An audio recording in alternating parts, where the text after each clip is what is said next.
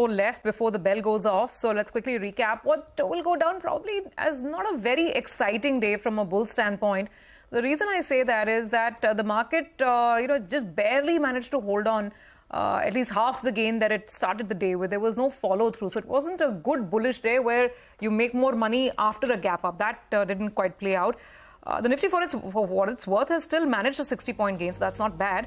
Mid-cap index almost flattening out as we are closing up, and the Bank Nifty also paring down its gains. The Bank Nifty was up almost 0.7% at one point in time, but final tally is more close to the 150-point up move.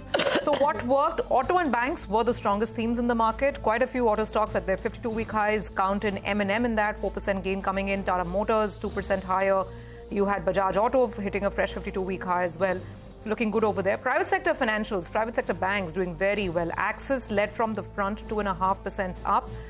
You had an IndusInd Bank up about 1% as well. ICICI Bank holding on to gains, about 1% higher. And HDFC Bank was the one that slipped, couldn't quite retain that momentum and is finally ending its trajectory on the red side of the screen.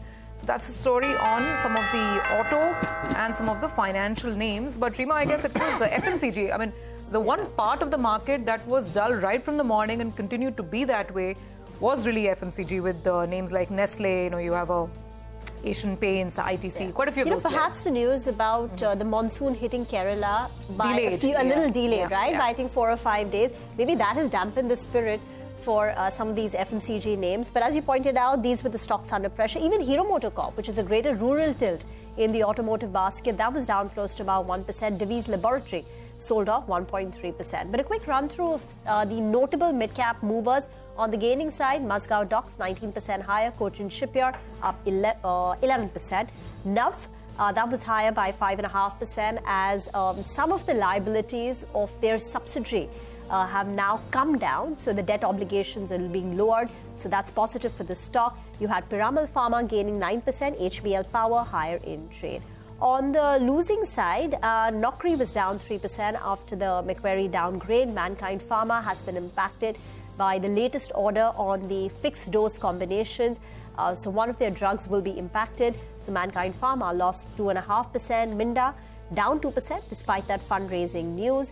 And other than that, you had some softness in financial names like Manappuram as well as South Indian Bank. All in all, it's a close in the green, but the Nifty misses closing above 18,600 by a whisker, up 65 points on the Nifty. The Sensex up 300 points. With that, it's a wrap and closing bell. Thank you very much for watching. Don't go anywhere. A very special conversation with the management of HUL coming up next.